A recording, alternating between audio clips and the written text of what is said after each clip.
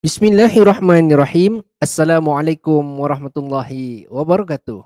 Alhamdulillahirabbil alamin wa bihi nasta'in wala udwana illa 'alal zalimin wassalatu wassalamu ala asyrafil anbiya'i wal mursalin wa ala alihi wa sahbihi ajma'in. Amma ba'd.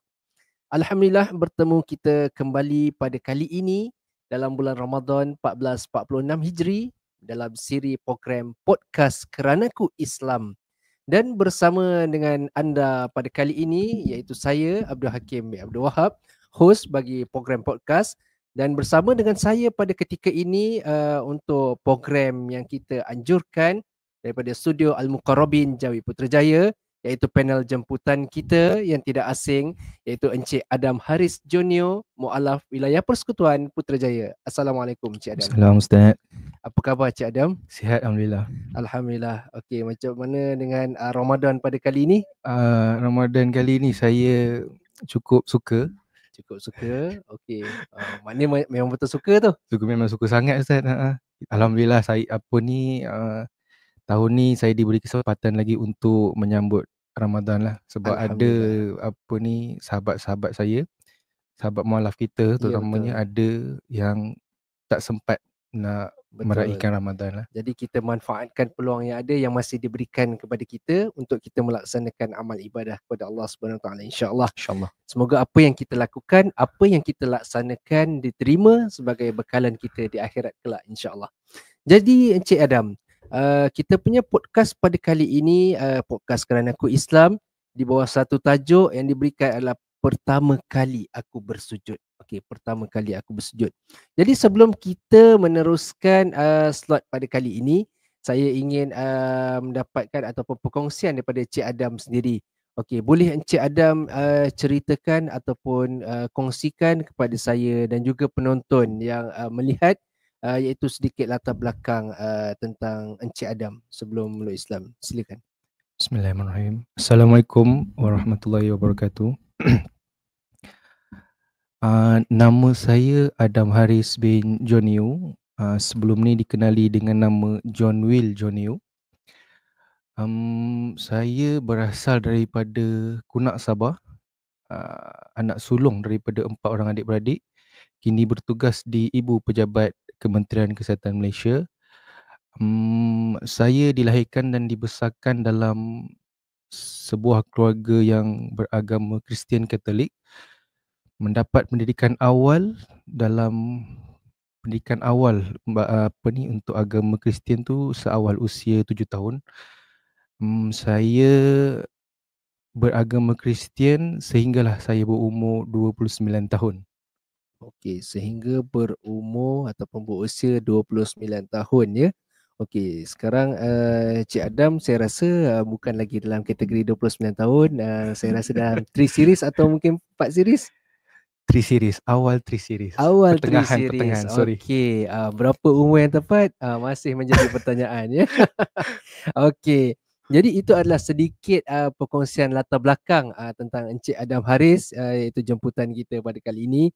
Dan Encik Adam, setiap apa yang kita lakukan ataupun setiap apa yang kita kata membuat pilihan itu, mesti ada sesuatu benda yang menarik perhatian. Jadi kepada macam Encik Adam sendiri, apa perkara yang menarik perhatian terhadap Islam tu, maknanya sebelum Islam, benda yang menarik perhatian yang menjentik hati Cik Adam untuk memeluk Islam? Okey, macam saya Ustaz, saya sebenarnya dah lama berminat dengan agama Islam ni, cuma saya tak cuba untuk lebih mendalami lagi lah agama tu sendiri. Kalau nak ikutkan bila saya mula-mula sekali terdedah dengan Islam ni, saya boleh cakap daripada saya sekolah menengah lah. Sebab saya, masa tu saya dikelilingi oleh rakan-rakan saya, sahabat-sahabat saya yang majoriti dia orang Islam. Okey. So apa yang diorang buat, saya cuba-cuba ikut. Contoh dia macam puasa. Saya sebenarnya tak tahu pun puasa tu untuk apa masa tu lah. Yang saya tahu puasa tu dia cuma menahan lapar, tak makan daripada sebelum subuh sampailah azan maghrib. Dia ibaratkan benda tu kita mengikut tanpa ada ilmu yang tepat. Ya betul Ustaz. Okey. Tapi maknanya benda tu menarik perhatian. Okey, menarik, sangat menarik. Okey, kalau nak cakap time frame dia yang saya betul-betul cuba nak mendalami tu, saya boleh cakap masa saya mula-mula bertugas di IPKKM lah. Okey. Masa tu saya ada seorang office mate ni, nama dia Rahman. Dia yang banyak berdakwah dengan saya lah. Saya pun suka dengan cara dia berdakwah, sebab cara dia berdakwah tu dia macam bercerita tau Ustaz. Dia berdakwah dengan penceritaan kisah Nabi-Nabi. Macam sebelum ni ada juga apa ni orang Islam yang lain yang berdakwah dengan saya. Tapi kebanyakan dia dakwah dia tu pasal neraka dengan hukuman dia.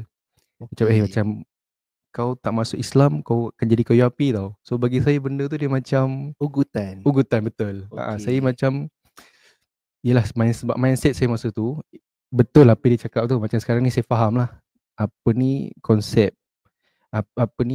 hukuman dia, neraka tu, apa yang dia cakap tu memang betul. Cumanya mindset saya masa tu sebagai yang tak Islam, saya anggap benda tu macam satu ugutan lah, dan saya tak berapa nak suka lah dengan cara macam tu. Macam sahabat saya ni, Rahman ni, dia bercerita pasal kisah Nabi-Nabi. So bila saya dengar tu, dia macam storytelling tau. Saya macam dia santai, dan saya macam penonton dengar orang bercerita pada saya. Kisah Okey. yang saya paling suka sekali tu di pasal perang akhir zaman. Masa tu dia kisah pasal Dajjal berperang dengan tentera Islam lah. Saya suka cerita tu sebab apa? Sebab dalam tu dia ada penceritaan pasal Nabi Isa. Jesus lah kalau dalam bahasa dalam term Kristian. Sebab saya masa tu saya nak tahu juga, saya sebagai Kristian masa tu saya nak tahu Nabi Isa ni, Jesus ni dalam Islam dia macam mana. So ada satu segmen dalam cerita tu, dia cerita saya, yang bila saya dengar tu memang meremang lah bulu roma saya Ustaz. Dia cerita pasal yang masa Nabi Isa turun. Nabi Isa turun. Dia cerita Nabi Isa turun, dia sambil berpegang pada dua sayap malaikat. Dia cakap rambut dia dalam keadaan macam basah. Dia Okey. turun masa tu tentera Islam tengah nak solat subuh. Dia nak solat subuh. Lepas tu ketua tentera Islam masa tu, Imam Mahdi, dia offer Nabi Isa untuk Kepada jadi imam. Nabi Isa untuk jadi imam. Tapi Nabi Isa dia menolak. Dia cakap ayat dia lebih kurang macam ni kot. Imam tu biarlah di kalangan kamu, dia cakap. Lepas tu sahabat saya tu dia tanya lah, tahu tak John, masa tu nama saya John lagi lah, tahu tak John kenapa Nabi Isa dia tolak pelawaan tu? Kenapa dia nak jadi makmum ikut, tak nak jadi imam? Saya pun masa tu saya memang tak tahu kan. Saya jawab je lah tak tahu. Lepas tu dia pun bagi tahu lah. Dia cakap sebab dia cakap Nabi Isa dia nak tunjuk yang dia pun seorang Islam. Dia cakap cara dia sembahyang, cara dia solat sama macam mana orang Islam Macam solat. mana orang Islam Nak lakukan. tunjuk yang dia tu seorang Islam. Kalau dalam Kristian sama tak, dia tanya? Sama tak orang Kristian yang orang yang beragama Kristian dengan orang yang beragama Islam tu, cara sembahyang dia orang, cara solat tu sama ke tak? Okey. So secara logiknya memang tak sama lah, dia cakap. Betul. Kan? Okey, jadi itu adalah benda yang menarik perhatian daripada rakan macam tadi dinyatakan Cik Adam, Rahman lah. Rahman, Rahman betul. yang banyak orang kata memberikan sokongan, dorongan untuk tertarik lebih kepada Islam. Okey, jadi bila mana saat untuk memeluk agama Islam tu sendiri, okey, bagaimana orang kata perjalanan Adam dalam mencari kebenaran sebelum membuat keputusan untuk memeluk Islam. Yalah, sebab bila kita nak buat sesuatu ni, buat satu keputusan, kita ada penilaian ataupun perbandingan yang kita lakukan untuk kita membuat satu keputusan. Jadi apa rasional ataupun proses perjalanan yang Adam buat untuk mencari kebenaran dalam membuat keputusan untuk memeluk Islam tu sendiri? Macam saya, kebanyakan pengetahuan saya pasal Islam tu datang daripada rakan-rakan saya lah. Saya banyak bertanya, membaca tu tak sangat, sebab saya bukan jenis yang suka membaca. Kebanyakan dia datang daripada rakan-rakan saya lah, rakan-rakan yang saya boleh percayai lah, yang saya rasa tahu pasal benda ni. Kadang saya jadikan YouTube sebagai rujukan saya, antara ustaz yang saya minat dengar kuliah dia adalah Ustaz Azhar Idrus. Azhar Idrus. Azhar Okey. Idrus. Okey, lepas tu saya, sebelum saya masuk Islam lagi, saya rakan-rakan saya ada juga yang ajak saya masuk apa ni ke surau untuk dengar kuliah, lebih-lebih lagi dia bila masuk bab akidah. So saya rasanya kalau dari segi apa soalan Ustaz tadi? Soalan maknanya proses dalam menerima kebenaran untuk membuat keputusan nak masuk Okey. Islam. So saya nak buat keputusan tu pun saya dapatkan maklumat dulu lah yang mana Betul. berkenaan. Saya cuba bandingkan. Di pasal Islam ni yang buat saya tertarik dengan Islam ni sebenarnya. Yang buat saya antara benda juga, saya tambah sikit Ustaz pasal Boleh, tak ada soalan masalah. nombor 2 tadi, yang buat saya tertarik dengan Islam ni. Satu, dia disiplin dia. Maksud saya disiplin tu, macam saya cakap dia macam dalam sehari tu, dia untuk masa tertentu dia kena solat. Maksud saya subuh dia macam saya cakap Waktu pagi. waktu pagi. Tengah hari dia kena zuhur. Dia tak boleh nak skip. Maksud dia disiplin Okey. dia tu, benda ni macam dalam satu hari tu dia kena 5 kali solat. Tak boleh nak skip satu, tak boleh nak lebihkan. Dia macam tu, disiplin dia, tertib dia macam gitulah. Okey, tertib dia. Okey, jadi benda tu maknanya proses untuk membuat keputusan ni memang tengok Islam ni lebih teratur, Betul. lebih Betul. berdisiplin. Maknanya itu sebagai orang kata contoh lah kepada ni lain. Maknanya betul Islam tu adalah ajaran yang benar, yang lengkap dan sempurna untuk kita semua. Jadi Adam, apakah peristiwa ataupun orang kata momen saat indah ataupun saat yang paling kuat yang mendorong diri Adam tu sendiri untuk mengucapkan lafaz kalimah syahadah? Sebab dia bukan satu perkara yang mudah. Bukan satu perkara yang mudah. Kalau kata kita ni seorang penganut agama lain yang cukup kuat, dan bila kita nak tukar kepada agama lain atau dalam arti kata lain kita nak masuk Islam tu, dia mesti akan ada satu kekuatan ataupun satu punca yang menjadikan momen tu adalah sangat penting dan sangat kuat untuk membuatkan Adam ni yang mendukung ataupun menguatkan satu tekad untuk memeluk agama Islam tu. Kebanyakan orang dia dapat hidayah dia melalui mimpi. Okey. Macam isteri saya pun antara hamba Allah yang terpilih yang mendapat hidayah tu melalui mimpi. Okey. Macam saya dapat hidayah tu melalui ujian Ustaz. Saya tahun 2019 tak silap saya, dalam bulan 7 bulan 8 macam tu, saya mengalami depresi. Okey. Gangguan tekanan, gangguan perasaan macam tu lah. Susah nak tidur. Lepas tu bila dekat office, saya bergaul dengan rakan-rakan office saya macam normal, tak ada masalah. Tapi bila balik rumah tu, masuk je dalam rumah tu, saya rasa macam semak, pemikiran saya tu semak. Rasa macam sempit, rasa sesak dada, tak boleh nak bernafas. Dia punya teruk saya saya punya depresi tu teruk dia sampai saya tak ada, macam saya cakap sampai ada rasa nak bunuh diri Ustaz. Okey, maknanya kalau kita dalam erti kata lain seperti apa Adam menyatakan sebentar tadi, diibaratkan secara zahirnya orang nampak dalam keadaan yang sempurna, dalam keadaan yang ceria, bahagia tanpa sebarang masalah.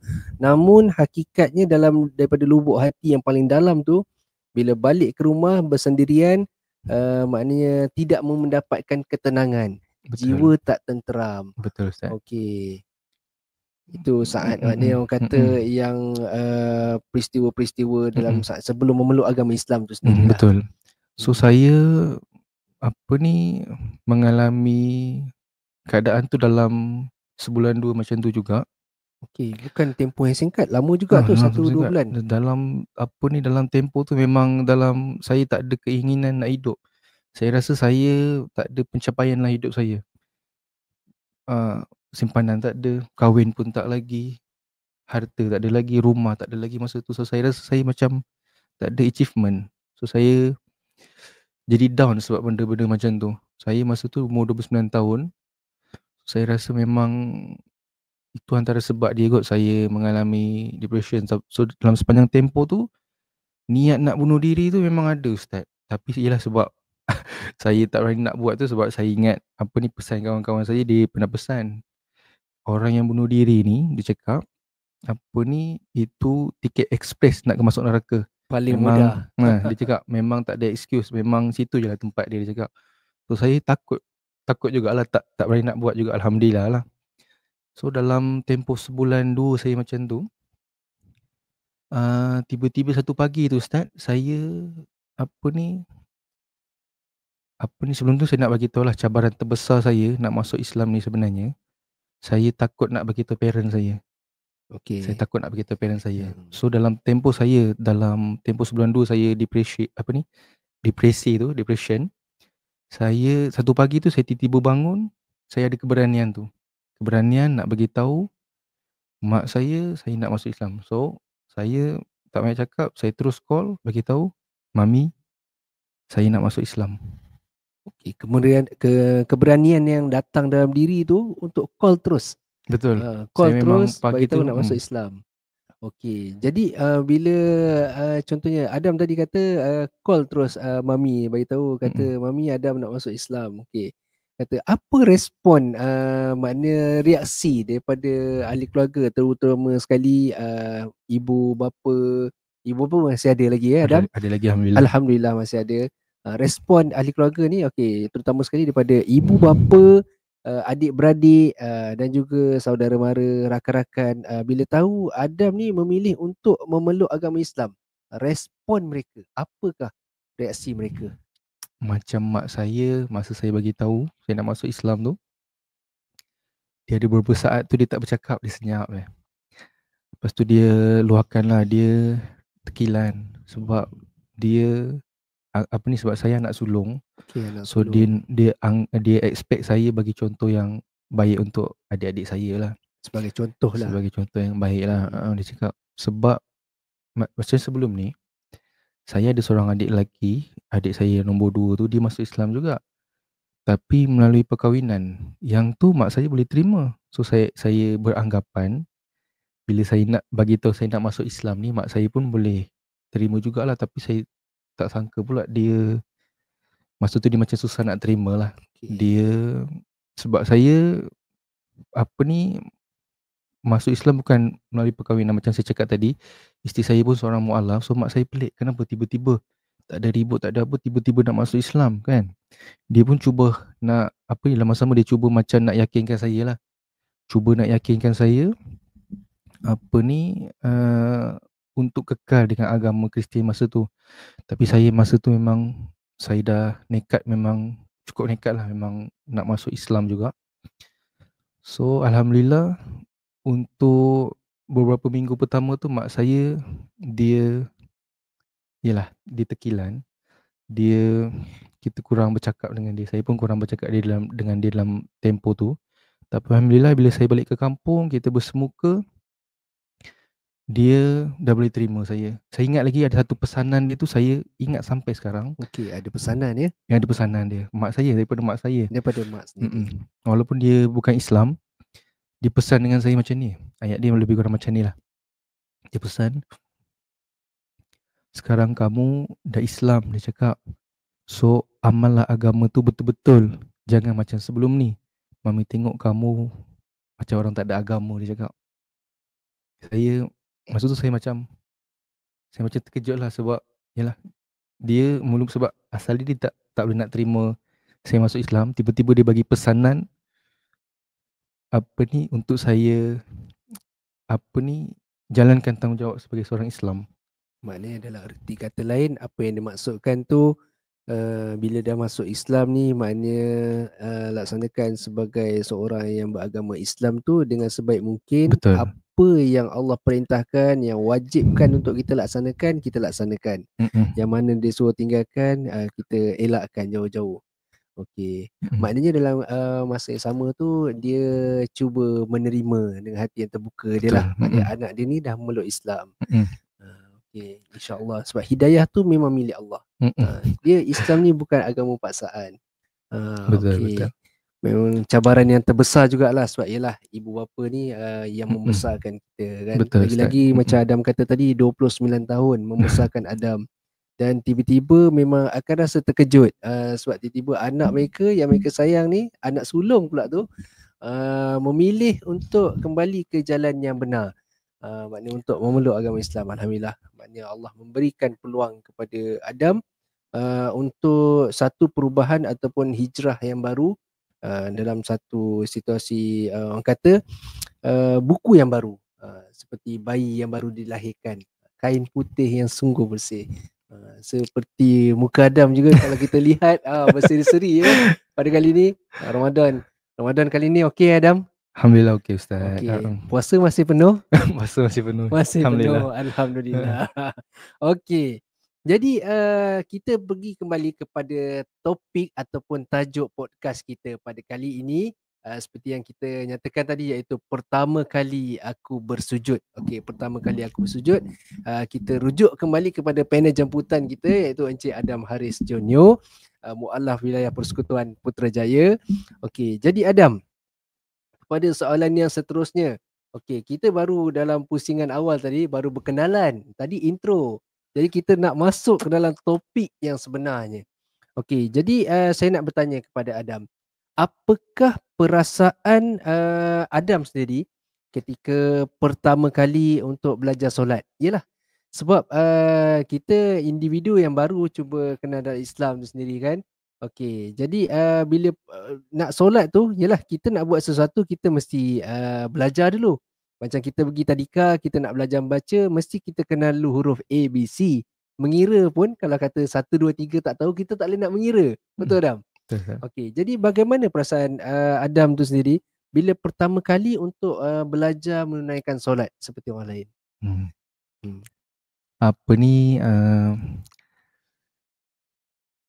saya masa mula-mula saya nak solat tu, saya memang tak tahu nak baca apa. Saya tak tahu nak baca apa. Solat pertama saya berimankan sahabat saya lah. Okey. Masa tu solat asar. Asar sampai maghrib saya berimamkan dia. Untuk isyak tu saya saya masih dekat masjid lagi, so ada yang pimpin saya lah. So esok dia saya bercadang nak pergi ke surau sebab saya memang tak tahu apa lagi, tak tahu nak baca apa lagi. So kebetulan pagi tu start dia hujan Okey. lebat. So saya tak tahu saya nak solat macam mana. Saya buka YouTube tu lah jadi imam saya. Oh, Saya itu tiru jadi imam.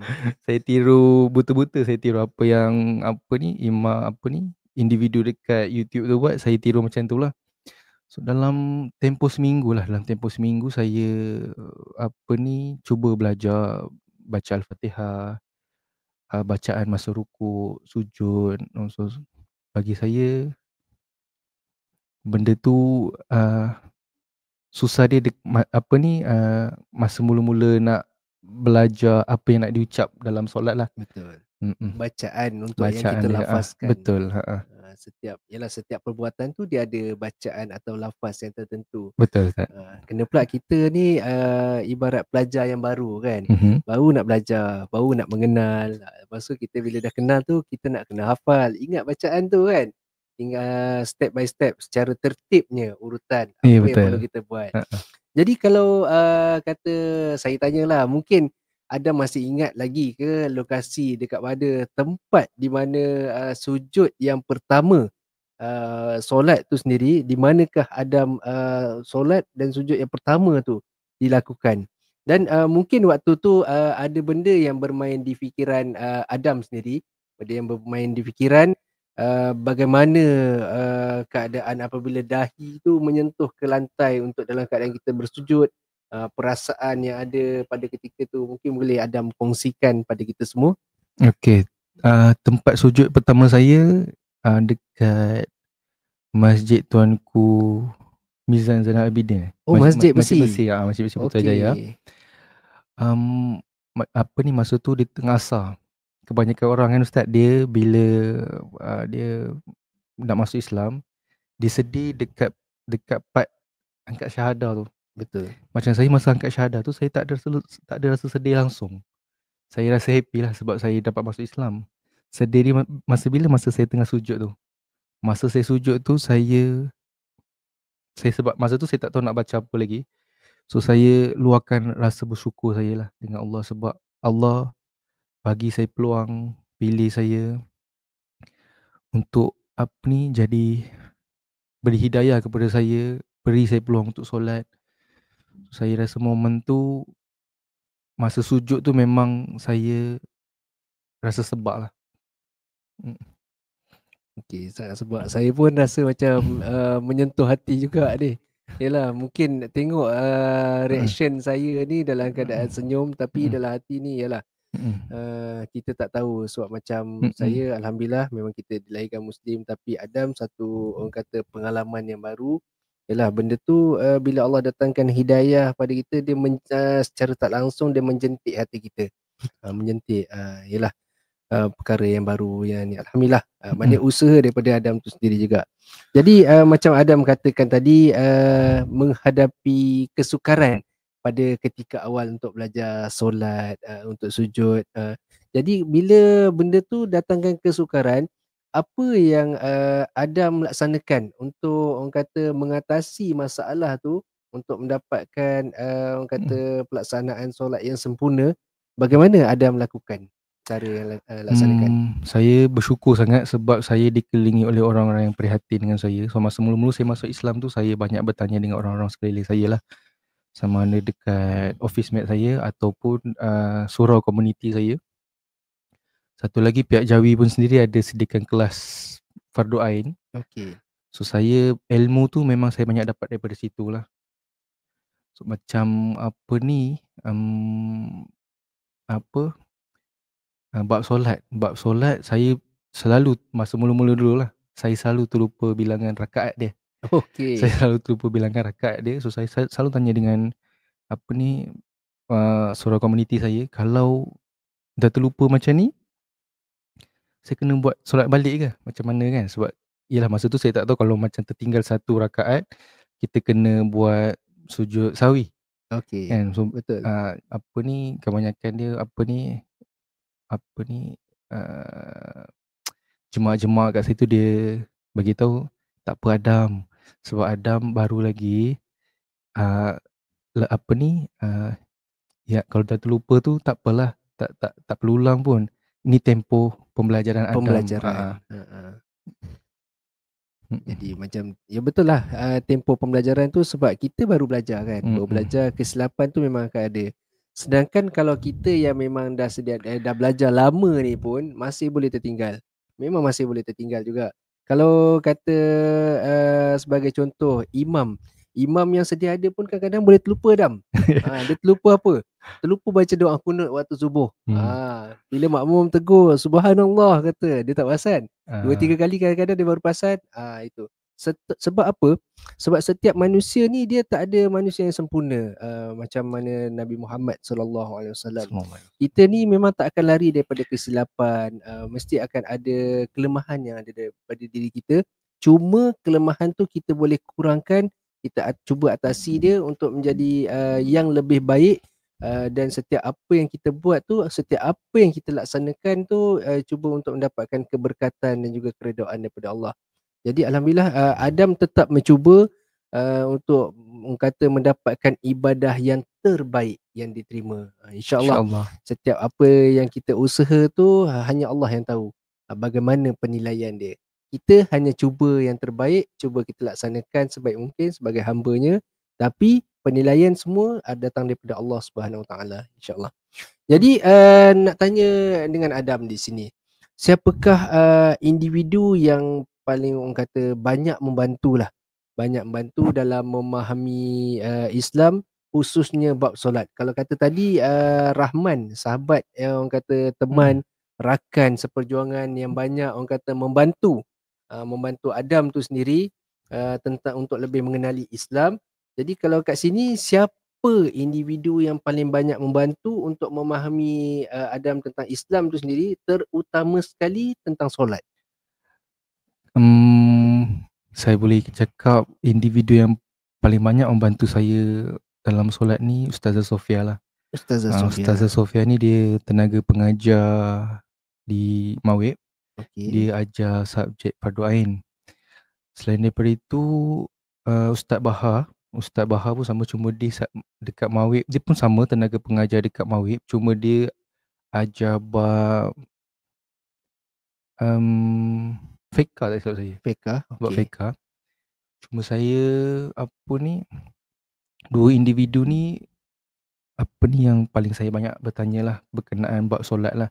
Macam Ustaz Sofia tu dah memang subjek dia. Kita setiap kali masuk kelas dia memang akan ajar pasal solat, puasa, Okey. benda-benda fardu ain lah. So, dua individu ni lah Ustaz. Okey. Individu-individu lain ada yang membantu Adam Ada, tetap ada. tetap ada. Macam office mate saya memang mereka bila-bila masa saya tanya, dia apa ni, mereka akan luangkan masa lah untuk menjawab soalan-soalan saya. Okey, maknanya sentiasa orang kata solat berjemaah sekali tu memang bersama-sama dengan mereka lah. Solat berjemaah tu tak ada dengan office saya, tapi dengan Rakan-rakan. rakan-rakan di bangunan tu lah, blok saya lah. Okey, alhamdulillah. Maknanya kat situ satu pembelajaran yang baru. Tadi solat biasa untuk orang kata mengenali macam bagaimana cara untuk menaikkan solat yang tepat. Lepas tu solat berjemaah itu perkara yang berbeza pula. Alhamdulillah. Kalau kata solat berjemaah dah dapat 27 kali ganda lagi. Tu. Jadi setiap dalam Islam ni memang Islam ni agama yang mudah untuk kita mendapatkan orang kata keredaan daripada Allah tu sendiri. Jadi nikmat apa lagi yang kita nak nafikan daripada Allah. Allah bagi kemudahan, Allah bagi kita kesenangan, Allah bagi kita nikmat. Nikmat yang paling besar yang Adam terima iaitu hidayah untuk memeluk agama Islam. Alhamdulillah. Itu bukan ada pada semua individu, tapi mungkin boleh menjadi contoh kepada individu-individu di luar sana, mungkin menjadikan Adam Haris Jonyo sebagai salah satu individu contoh mu'alaf kepada semua, dan apa-apa saja orang kata untuk mendapatkan maklumat tentang Islam tu boleh merujuk kepada agamawan ataupun mana-mana ilmuwan yang arif ataupun pakar tentang Islam. InsyaAllah Islam tu agama yang mudah untuk kita semua ikuti. Jadi Adam, okay, kita teruskan kembali dalam slot kita. Apakah perubahan yang terbesar yang Adam rasakan dalam diri ni lepas memeluk Islam? Yalah, satu orang kata beralih ke fasa yang baru. Dulu fasa sebelum memeluk Islam, fasa lain. Fasa yang baru ni dah jadi seorang yang beragama Islam, seorang mu'alaf. Apakah perubahan yang terbesar yang berlaku dalam diri Adam? Perubahan terbesar ya Ustaz. Saya rasa saya semenjak saya masuk Islam ni, saya dalam setiap apa yang saya buat, saya akan berpandukan dengan macam saya nak cakap semenjak saya masuk Islam ni, saya dalam apa yang saya buat, saya akan nilai baik buruk dia, dosa pahala dia, macam tu lah. Kalau saya buat benda ni, dosa ke tak, baik ke tak benda ni. Kalau macam sebelum ni Kristian, saya boleh bezakan baik buruk tu, cuma kadang yang buruk pun saya buat juga. Contoh dia macam tu lah. Cuma bila dah masuk Islam ni, saya lebih peka dengan benda-benda macam ni lah.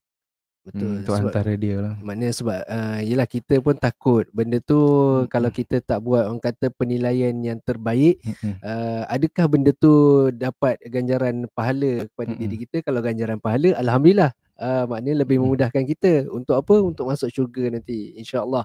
Tapi kalau kata benda yang kita buat tu orang kata bukan satu benda yang baik, bersifat mazmumah, yang boleh mendatangkan orang kata kemurkaan Allah, na'udzubillah min zalik. Yang tu yang kita tak nak. Betul Adam? Betul. Jadi penilaian tu memang satu tindakan ataupun perkara yang tepat lah yang Adam lakukan.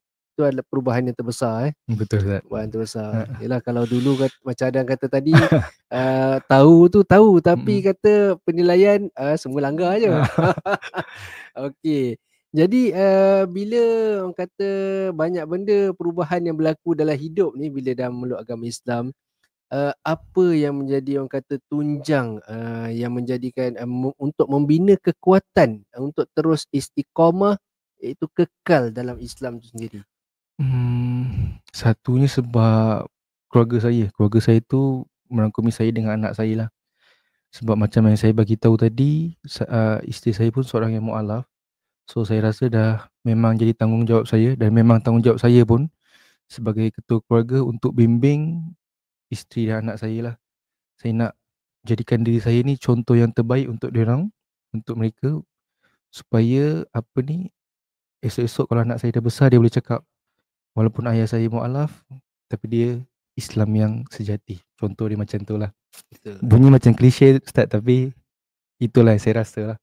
Yelah, saya kita yang lain ni hanya mampu mendengar benda tu, mungkin macam ada kata tadi klise kan, tapi itu adalah satu luahan Boleh yang cut ke Ustaz cukup kalau mendalam. Boleh yang mendalam. Untuk semua menjadikan itu sebagai tunjang kekuatan kepada Adam.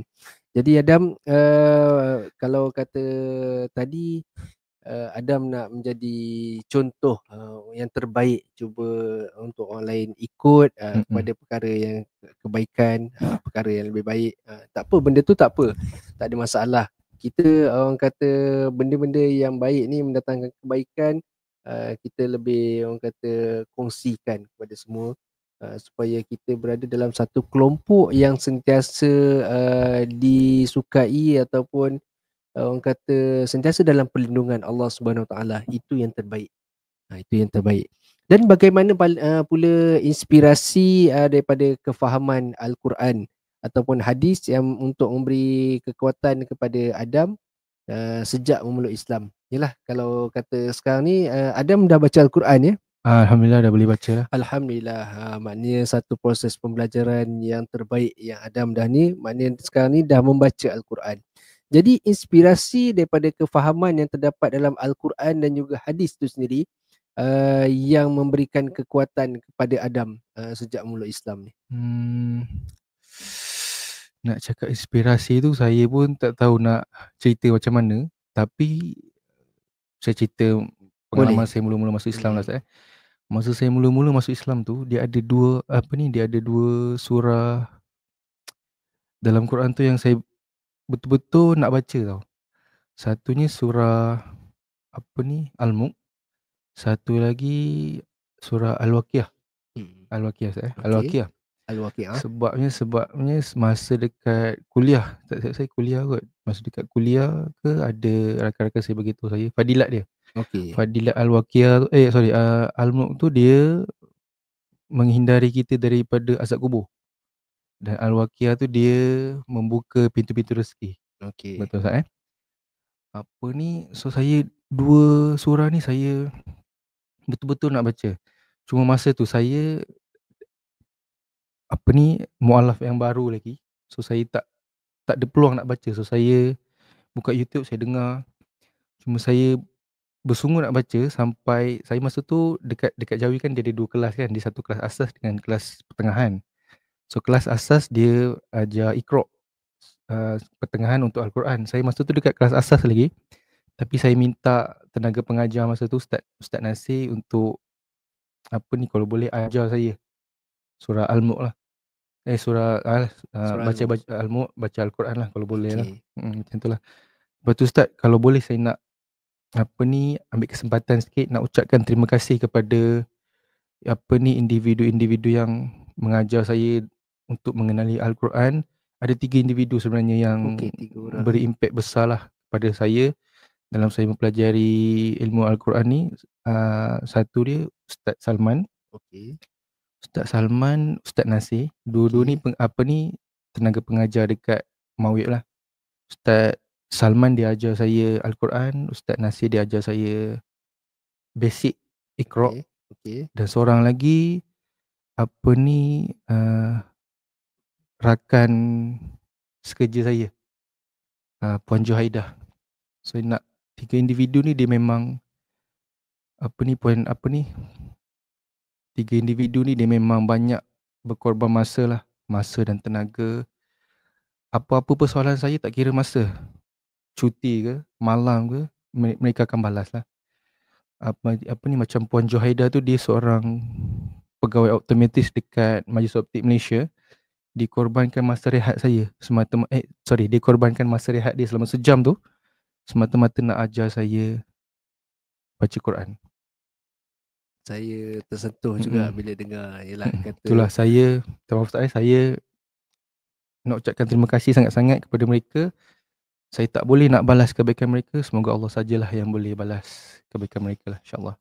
semoga pengorbanan mereka tu masa ni dia ibarat seperti pedang. Kalau orang kata pepatah tu al-waqtu kasaifu illam taqta'hu qata'ak. Masa tu seperti pedang. Kalau kita tak potong masa tu yang akan potong kita. Tapi macam tadi Adam kata Puan Juaidah tu, dia korbankan masa dia untuk membantu seorang individu yang sangat memerlukan untuk memahami tentang Al-Quran tu sendiri. InsyaAllah pengorbanan yang dia lakukan tu bukan pengorbanan yang sia-sia. InsyaAllah. Sebab apa? Alhamdulillah sekarang Adam pun dah boleh membaca Al-Quran dengan baik, dah boleh membaca dengan baik. Jadi pengorbanan yang dia laksanakan tu hanya Allah yang mampu membalasnya. Kita tak boleh nak membalas ni. Mungkin betul kita berterima kasih, kita boleh memberikan hadiah, tetapi nilai yang Allah berikan kepada dia tu dalam membantu Adam sendiri untuk lebih menguasai Al-Quran, hanya Allah yang tahu. Niat bagaimana. InsyaAllah setiap apa yang dilakukan tu kita harapkan diterima sebagai bekalannya di akhirat nanti, InsyaAllah Ustaz. insyaAllah. Jadi Adam, kita dah nak masuk kepada penghujung untuk slot kita pada kali ini. Mungkin ada lebih kurang beberapa soalan lagi dan berbaki lebih kurang beberapa minit yang ada kan. Yelah kita rasa kita dah hampir bersiaran lebih kurang 50 minit ataupun 45 minit lebih kurang. Saya pun tak tengok masa. Sebab apa? Saya pun macam rasa seronok untuk mendengar perkongsian daripada jemputan kita iaitu Encik Adam Haris pada kali ini yang menarik juga minat saya untuk mengetahui dengan lebih mendalam. Jadi soalan saya pada kali ini untuk kepada Adam, kalau kata Adam diberikan peluang untuk bercakap dengan diri sendiri sebelum masuk Islam. Okey, faham dapat peluang untuk bercakap dengan diri sendiri sebelum masuk Islam, apa yang akan Adam katakan pada diri sendiri? Kalau apa ni, saya cakap berdasarkan mindset saya masa tu lah. Sebelum saya Islam tu, sebelum saya Islam, saya punya mindset Islam ni, saya beranggapan Islam ni dia menyusahkan. Dia banyak sangat tak boleh buat, banyak sangat yang kita kena patuh. Yelah masa tu saya apa ni, remaja muda lagi, sekarang pun muda lagi lah Ustaz. Cuma masa tu, saya umur-umur saya masa tu saya cuma fikir nak enjoy. Nak buat tu, tak nak ada larangan, tak nak ada halangan itu ini. So kalau saya boleh bercakap dengan diri saya yang dulu, saya nak bagi tahu apa yang saya rasa sekarang ni lebih seronok daripada apa yang saya rasa dulu. Walaupun ya ada benda kita perlu patuh, tapi keseronokan dia dekat situ. Kelazatan, kemanisan kita melakukan ibadah tu lebih seronok daripada maksiat yang kita buat dulu. Betul. Maknanya kemanisannya ada kemudian. Pengorbanan kita lakukan dulu, tapi dia akan datang kemanisannya kemudian nanti. Itu yang dikongsikan oleh Adam ya. Maknanya dikatakan lebih seronok sekarang ni bila berada dalam Islam tu sendiri daripada orang kata bersukaria, berfoya-foya. Pada dulu ialah zaman dulu kita rasa kita ni hebat lah. Pergi sana, joli sana sini, maknanya tak ada terikat dengan apa-apa. Tapi sebenarnya keseronokan tu kita akan rasa lebih tenang bila kita mendekatkan diri kita kepada Allah SWT. Itu yang terbaik. Okey. Jadi kita yang seterusnya kan Adam. Bagaimana orang kata Adam melihat sujud tu dalam kehidupan konteks sekarang ni? Yalah macam kita ada satu konteks orang kata sujud syukur kan. Okay, sujud syukur. Jadi bagaimana Adam melihat konteks sujud dalam kehidupan Adam sekarang ni yang berlaku dalam diri Adam? Saya beranggapan sujud yang Ustaz maksudkan tu dalam solat sekali lah Ustaz. Dalam solat sekali. Bagi saya, sujud ataupun solat tu dalam kehidupan sehari-harian saya, bagi saya ia satu perkara yang perlulah untuk rohani saya. Memang diwajibkan, tapi saya sendiri memilih untuk membuat solat ataupun sujud tu sebab apa ni, saya cerita sikit Ustaz. Sebab ada satu masa dulu saya tak faham lagi konsep apa ni, tak faham lagi pasal apa ke nama dia. Tu kalau kita pergi apa, jamak. Okey, Saya tak orang faham lagi. kata solat jamak kosong lah. Jamak kasar saya tak faham lagi pasal benda tu. Okey, So saya terlepas waktu Zuhur masa tu. Saya terlepas waktu Zuhur. Memang selepas tu saya buat apa, qada balik. kodok balik. Qada balik. Cuma saya saya buat qada, cuma lepas tu hati saya ni rasa takut. Rasa tak selesa, rasa tak tenang sebab benda tu saya terlepas. Ya, nak cakap sengaja tu tak sengaja lah juga, tapi saya boleh buat masa tu sebenarnya, tapi saya pilih untuk tak buat. So benda tu dia secara macam automatik menimbulkan rasa takut dalam jiwa saya lah bila saya tak buat benda tu. So bagi saya, sujud ataupun solat tu dia sesuatu yang perlu untuk saya. Diwajibkan, memang diwajibkan, tapi saya sendiri rasa benda tu perlu saya lakukan setiap hari lah, Betul. Sebab untuk rohani saya lah. bila kita sujud tu kita rasa lebih rendah diri, orang kata lebih mendekatkan diri kita kepada Allah tu, dan kita rasa kita ni adalah memang betul makhluk ciptaan Allah yang sangat kerdil. Allah tu sangat besar. Jadi memang kepada siapa lagi kita orang kata nak sembah selain maknanya kita hanya sembah kepada Allah Subhanahu Taala. Tempat untuk kita memohon pertolongan, tempat kita minta perlindungan, dan apa sahaja kita nak minta dimurahkan rezeki pun hanya kepada Allah. Jadi kita bersujud tu tanda kita syukur kita, dan kita minta Allah tu sentiasa melindungi kita. Bila kita rasa kita ni begitu kedil, kita akan hilang rasa sombong. Sombong tu akan hilang. Sifat takabur akan hilang. InsyaAllah. Okey Adam, kita teruskan lagi dengan soalan kita yang seterusnya. Jadi saya nak bertanya kepada Adam lah. Okey. Apa yang Adam nak sampaikan kepada mereka yang di luar sana yang sedang dalam mencari kebenaran tentang Islam. Apa yang Adam nak sampaikan kepada mereka? Okey.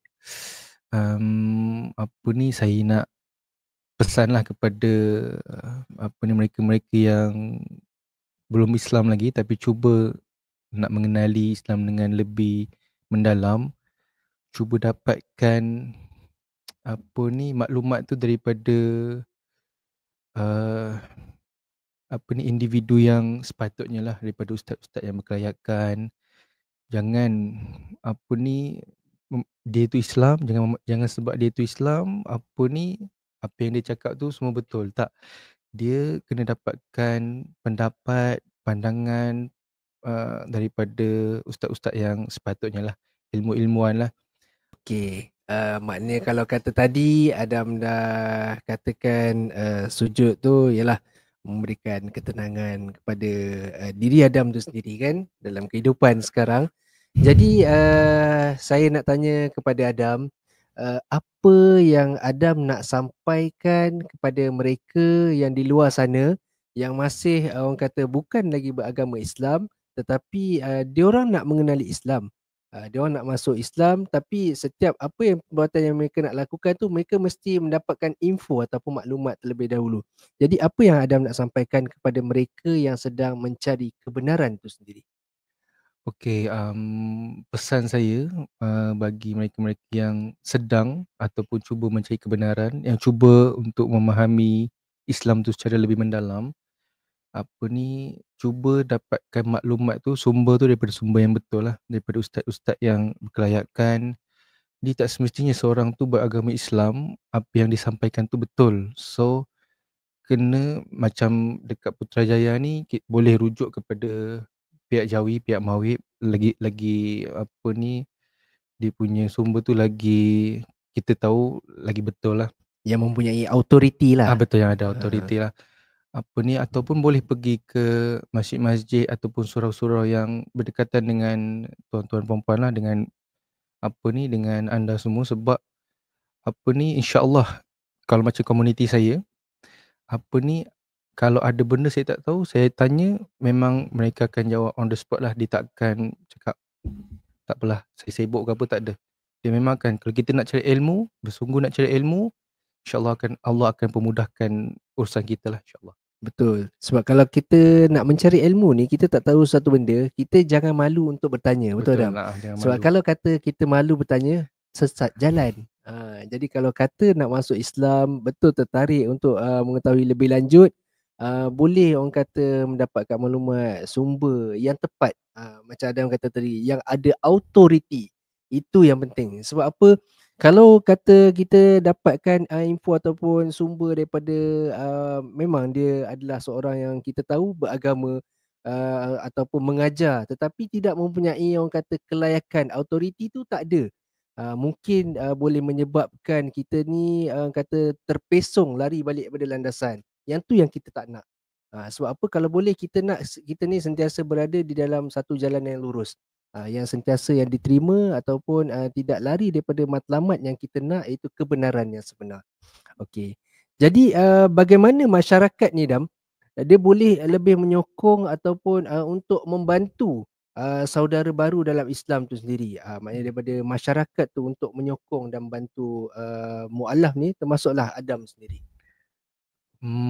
Bagi saya contoh yang terbaik sekali macam apa yang dilakukan oleh pihak Jawi Mawib sekarang lah, mengadakan kelas-kelas untuk mualaf macam saya ni. Lepas tu bantuan kepada mereka yang memerlukan.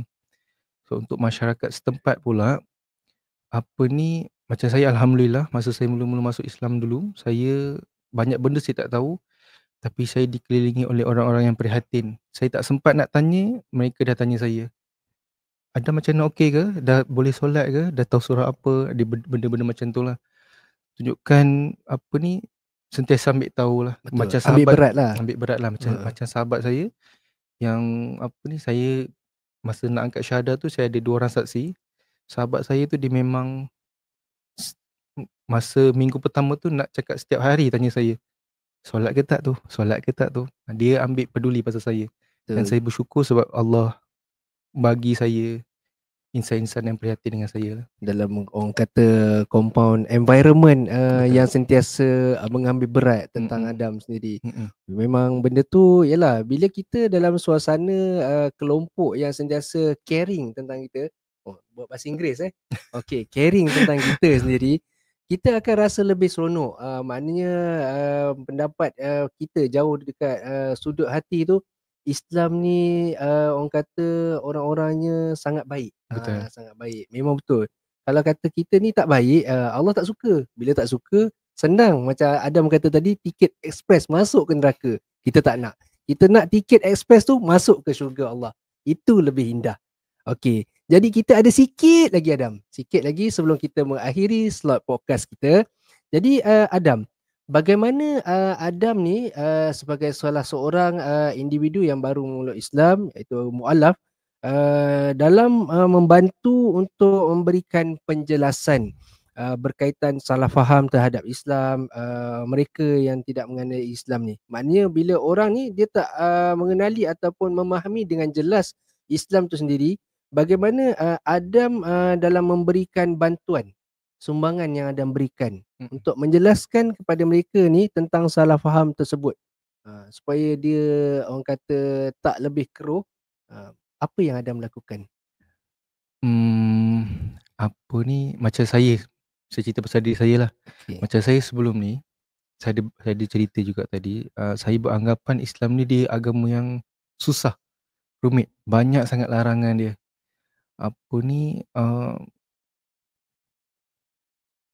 Dia ialah kalau kata dulu tu susah kan.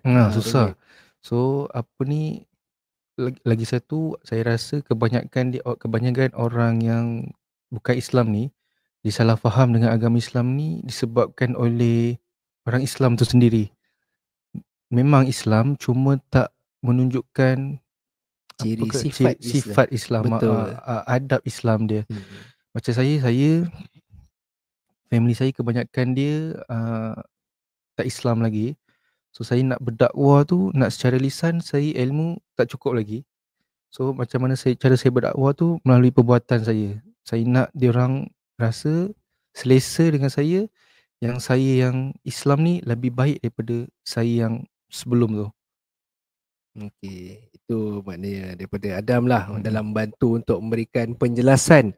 Mm. Itu yang dinyatakan oleh penjemputan kita pada kali ini. Dan kita akan pergi kepada soalan yang terakhir, Adam. Soalan yang terakhir untuk penghujung dalam slot kita pada kali ini, iaitu saya nak tanya kepada Adam, apakah harapan dan juga impian Adam sebagai seorang Muslim sekarang, yang boleh kongsikan kepada semua untuk jadikan orang kata contoh dan ikutan yang terbaik, harapan dan impian daripada Adam. Okey, harapan dan impian. Harapan dan impian saya untuk apa ni, masyarakat Islam, supaya kita sebagai umat orang Islam ni menunjukkan apa ni, teladan contoh yang lebih baik. Apa ni,